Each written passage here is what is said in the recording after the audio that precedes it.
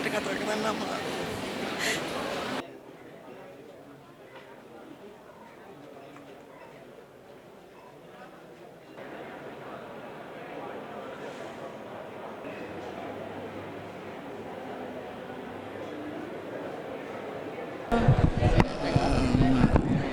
පොඩි කාලේ ඉස්කෝලේ යන කාලේ මේ තමයි මාලිනී ෆොන්සේකාව දකින්නේ. මාලිනී අක්කා කියන්නේ මේ ගාමිණී මාලිනී යුගයක් හැදුවා.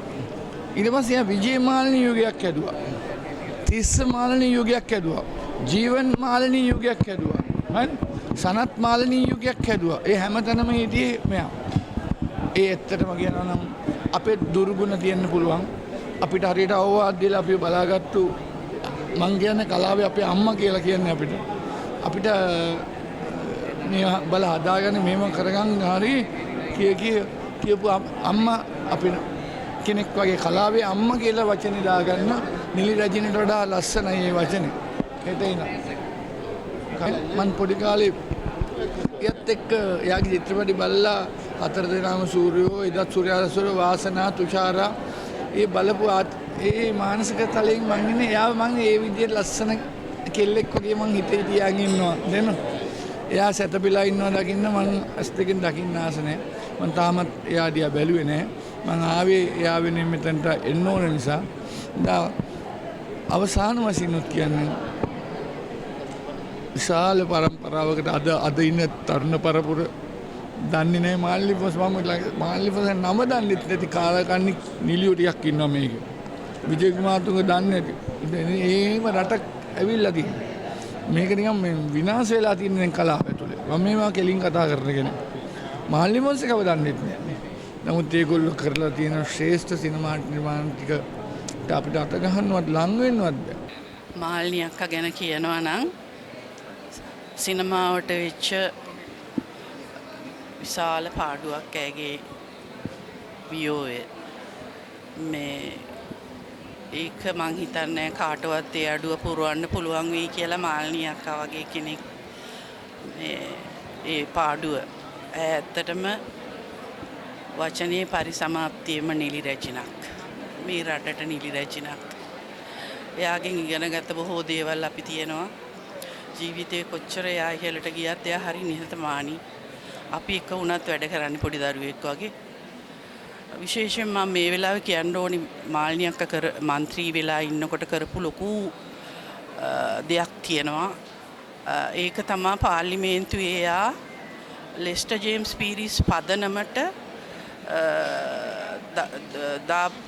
සහාය දක්වපු විදිය එයා විශේෂ සහායක් දක්වලා තමයි මේ පදනම ඇති කරගන්නේ පාර්ලිමේන්තුව තුල ලෙස්ටර් ජේම්ස් පීරිස් පදනම ඇත්තට එයාට ගොඩාක් පින් සිද්ධ වෙනවා ඒ කරපු මේ මෙහෙවරට මම ඒක විශේෂයෙන් මතක් කරනවා මම හිතන්නේ කවුරුත් දන්නේ නැතුව ඇති ඒක ලෙස්ටර් ජේම්ස් පීරිස් පදනම ඇති කරන්න මූලික වෙච්ච එක්කෙනා එයා පාර්ලිමේන්තුවේ තුල മന്ത്രിවරිය වෙලා ඉන්නකොට ඉතින් ඇත්තටම මේ ඒක අපි අගය කරන්න ඕනේ ඇයට පින් දෙන්න ඕනේ ඒ වගේම තමයි ඇයගේ සහෝදර නළුනිලියන්ට හරිම ආදරේ කෙනෙක්. ඒ වගේම තමයි මුළු ශ්‍රී ලංකාවම ඇයට බොහොම ආදරේ. මොකද ඇයගේ තිබුණා විශේෂ ගුණාංග කීපයක්. ඇය බොහොම මේ නිහතමානී කරුණාවන්ත කෙනෙක්. මොහොතකටවත් එයාගේ ඔළුවේ නැහැ එයා නිලියක් කියන එක. මොකද අපිට ඒක අපි එකතු වෙලා වැඩ මං ඈත් එක්ක වැයකන්ද වලව්ව සහ උඩුසුළඟ කියන චිත්‍රපටි දෙකේම අප දෙන්න වැඩ කළා. මට ඒ වැඩ කරන්න යද්දි වෙච්ච සිද්ධීන් මට යා නැති වෙච්ච වෙලාවේ එක පිට එක මට මතක් වුණා. අපි තව ජපානයේ ෆුකුෝකා ෆිල්ම් ෆෙස්ටිවල් එකට ගියා. ඒ වෙලාවේ කාන්තාවන් හැටියට ලංකාවේ ගිය ඇක්ට්‍රස්ලා දෙන්නම ආයි මාලිනී අක්කයි විතරයි. මාලිනී අක්කා ඒ වෙලාවේ හැසිරුණු විදිය මට කියලා නිම කරන්න බෑ පොන්චි දරුවෙක් වගේ. හරිම ආදරේ මට එයාගේ නංගි කෙනෙකුට වගේ. කිසි වෙනසක් තිබ්බේ නැහැ. එයාට මං හිතන්නේ ඉතින් ජීවිතේ අපි කවුරුත් මැරෙනවා. එයාගේ ආයුෂ කාලය මෙච්චර වෙන්න ඇති. නමුත් එයා රටට ලොකු සේවයක් කළා. එයා පෙර භවයේ ලොකු පිනක් කරපු කෙනෙක්. ඒ නිසා මේ ගෞරවයේ මැද්දේ ඇයට අවසන් ගමන යන්න සිද්ධ වෙච්ච එක ගැනම මං හරි සතුටු වෙනවා කලාකාරණියක් විදිහට.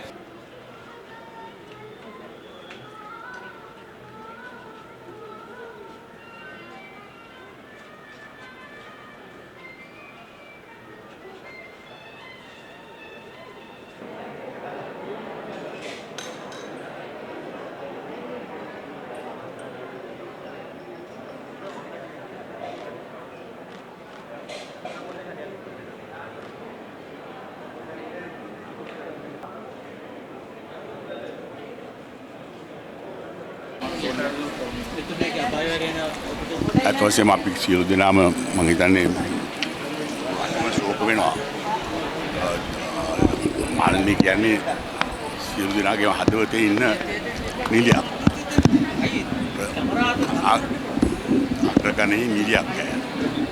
ඉතින් ඒකෙන් මුළු රටේම මම හිතන්නේ ජනතාවට කම්පැනිපත් වෙලා තියෙනවා.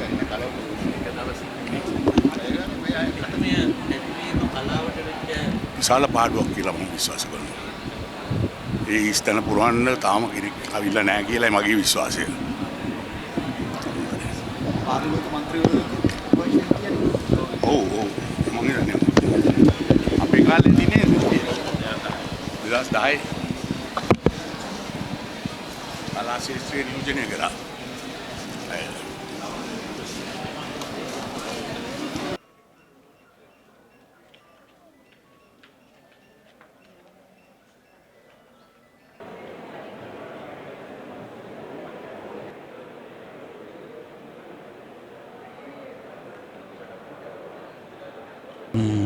අපේ හෙළ සිනමාවේ නිදි රජනීය ලෙස විරුදාවලිලත් අපේ මාලිනී ෆොන්සේකා මහත්මියගේ අභාවය මුළු සිනමා ක්ෂේත්‍රයටම වගේ මුළු කලා ක්ෂේත්‍රයට විශාල පාඩුවක්. එතුමිය රටක් හැටියට ජාත්‍යන්තරව අපිට ගෙන එන ලද ජාත්‍යන්තර කීර්තිනාමයන් ඒ ගෞරවයන් දෙස බලනකොට මම හිතනවා සිනමා ක්ෂේත්‍රයේ නියෝජනය කරන පුද්ගලයෙක් හැටියට අපේ මහ දැවැන්ත බරක් උසවගෙන හිටපු කුළුණක් ගැලවි ඉදිරියලා වැටුණා කියලා ඒ පාඩුව අපිට දැනෙන්නේ. කෙසේ වෙතත් මේ ධර්මතාවයට අපි මුහුණ දෙන්නට ඕන. මම සහෝදර නළුවෙක් හැටියට එතුමියට නිවන් සුව ප්‍රාර්ථනා කරනවා. මාළනී අක්කා ඇත්තටම අපේ රටට ඒ වගේම අපේ රටේ දේශීය සිනමාවට පහළ වෙච්ච මැණිකක්. මොකද හොලිවුඩ් වල මෙරිල් ස්ට්‍රීප් ඉන්දියාවේ ශර්මිලා ටාගෝර් ඒ වගේ අපි අගය කරන්න ඕනේ. ඒ වගේම අපි ආරක්ෂා කරගන්න අවශ්‍ය වෙලා හිටපු විශිෂ්ට නිලියක්, විශිෂ්ට රංගන ශිල්පයක්, ඒ වගේම විශිෂ්ට ගුණයහපත්කම් තියෙන මිනිස්සෙක් ඇත්තටම.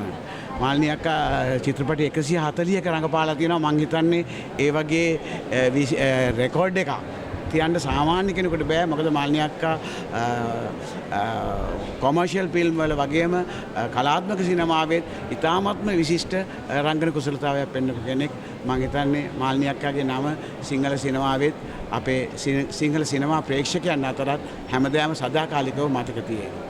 හෙළ සිනමාවේ නිලි රැජින මාළනී ෆොන්සේකා කියලා කියන්නෙම මට දැනෙන්නෙම මට හැඟෙන්නෙම ආගමක් වගේ. ඇත්තටම මට ඒ ගැන සිහිපත් වෙනකොට මට මතක් වෙන්නේ අර අපි අහලා තියෙනවා මෞසද පඬිතුමා උපත ලබනකොට සඳුන් කැටයක් අතේ තියාගෙන ආවා කියලා. ඒ වගේ මම හිතනවා මාළනී ෆොන්සේකා කියන මේ රංගදර්ය මේ ලෝකෙට බිහි වෙන්නෙම ප්‍රතිභාවය කියන සඳුන් කැටේ අතේ තියාගෙන. ඉතින් ඒ නිසා ඇය සමග මට නිර්මාණ කීපයක වැඩ කරන්න ලැබුණා. මගේ අධ්‍යක්ෂණය යටතේ වැඩ කරන්න ලැබුණා. ඇය තුළ තිබුණේ අපරිමිත කැපවීම, නිර්මාණයකට ප්‍රවිෂ්ඨ වීම, අධ්‍යක්ෂවරයා සමග මේ යටිපෙළ මතුපෙළ කතා කිරීම. ඒ නිසා මම හිතනවා ඇය හා සමකල හැකි රංග පෞරුෂයන් අද හරි අඩුයි. ඉතින් මම දන්නවා නිහතමානීකම, දක්ෂතාවය, ශ්‍රේෂ්ඨත්වය මේ එකම හදවතක් තුළ පිහිටන ඉතාම කලාතුරකින්. ඒ නිසා මම හිතනවා එවැනි වචනේ පරිසමාර්ථ අර්ථයෙන්ම මාළනී ෆොන්සේකා කියන්නේ අර මං කියලා කලින් කිව්වා වගේ ආගමක්. එවැනි හදවත් හරි අඩුයි. ඒ නිසා මම ආදරණීය මාළනී අක්කට මේ මොහොතේ නිවන් සුව ප්‍රාර්ථනා කරන්නේ. මොකද මම දන්නවා එතුමියගෙන් මේ හිස් වෙන එහෙම නැත්නම් මේ රිත්වය පුරවන්න මේ මොහොතේ කාටවත් හැකියාවක් නැහැ කියලා. ඒ නිසා ආදරණීය දයාබර මාල්නියක්ගේ මම නැවතත් ඔබතුමියට ප්‍රාර්ථනා කරන්නේ, ඔබතුමියට ඉල්ලා සිටින්නේ මේ මහ පොළොව මත ඉපදිලා මේ කලාකෙත සාරවත් කරන්න නැවතත් ඔබතුමියගේ දක්ෂතාවය, ඔබතුමියගේ මානසිකත්වය, ඔබතුමියගේ ශ්‍රේෂ්ඨත්වය නැවතත් මේ මහ පොළොව ලක් දෙරණ මත පතිත කරන්න කියන ආයාචනය. එතකන් මම ඔබතුමියට සුවබර නින්ද ප්‍රාර්ථනා කරනවා. මාලනී කියන්නේ මම මාලනී හම්බුනේ 60 ගණන් වල. අපි වේදිකාවෙන් පටන් ගත්තේ. අරගෙන එයා වේදිකා නිලියක් හිටියට සෑහෙන කලක් හිටියේ නෑ. මොකද පුංචි බබත් එක්ක රිදී තිරයට පැන්නා. නමුත් අද ඇය රිදී තිරෙන් සහ වේදිකාවෙන් සහ අපි හැමෝගෙම සමු අරගෙන තියෙනවා. ඉතින් ඇත්තටම ධර්මසේන පතිරාජ, දයා තෙන්නකෝන්, කොස්තා, ජෝ මහත්තයා, ඩොනල්ඩ්, සෝමසිරි ඒ කාණ්ඩෙත් අද හිටියානම් කියලාත් හිතෙනවා. ඒ වගේම මම හිතන්නේ මාළනී දැන් කාන්තා නියෝජනය දෙනවා ඒගොල්ලන්ට. ඉතින් මම හිතන්නේ ඔය ඉන්න තැනක හොඳ නිර්මාණයක් කරයි පවතින. අනන්ත එක රූපය දිරයි නාමය නොදිරයි කියලා කිව්වට මාළනී වගේ කෙනෙක්ගේ රූපේ දිරන්නෙත් නැහැ, නාමය දිරන්නෙත් නැහැ. හේතුව දැන් නිකම් ටෙලිෆෝන් එක ගත්තත් මාළනී කතා කරනවා. ඉතින් නමිනුත් ඉන්නවා, ශරීරෙනුත් ඉන්නවා, නමිනුත් ඉන්නවා. අයව නැති වෙන්නේ හැමදාම ජීවමානයි. ඇත්තටම ඉතින් දුකයි. පේනතෙක් මානික නැහැ. සියල්ලෙන්ම අංග සම්පූර්ණ නිලියක්. රූපයෙන්ද, කටහඬින්ද, රංගනයෙන්ද, මානුෂික ගුණාංගවලින්ද ඒ හැම දෙයකින්ම පරිපූර්ණ වූ ශිල්පිනියක්. ළඟකදී ආයේ බිහි වෙයි කියලා හිතන්නත් බෑ. අපේ ජීවිත කාලය තුළ ඒද කියලා හිතන්නත් බෑ. මට ගොඩාක් ආදරය කරපු, මම ගොඩාක් ආදරය කරපු මගේ සහෝදරියක් මට නැති වුණා. නිතර ආශ්‍රය නොකලාට අවශ්‍ය හැම වෙලාවෙම මගේ ළඟින් හිටගත්තා. මගේ පළවෙනි චිත්‍රපටයේදී මට රංගනයේදී සිදුවෙච්ච වරද, පරණ කියන්නේ පළමු ෂොට් එක මොනර තැන්නේ මට වුණු වැරද්ද හදලා දුන්න මගේ ප්‍රථම ගුරුතුමිය.